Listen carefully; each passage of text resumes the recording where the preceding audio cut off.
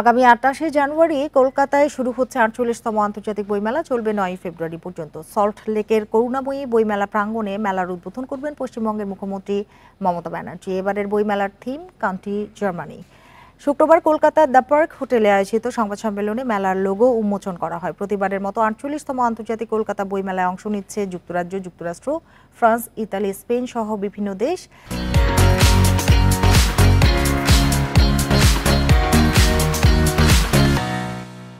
থাকছে little magazine pavilion, children প্যাভিলিয়নের মতো আকর্ষণ। তবে ভিসা জটিলতার কারণে এবারের বইমেলায় বাংলাদেশের অংশগ্রহণ নিয়ে দেখা দিয়েছে অনিশ্চয়তা, যদিও এখনও বাংলাদেশের অংশগ্রহণ নিয়ে আশাবাদী আয়োজকরা।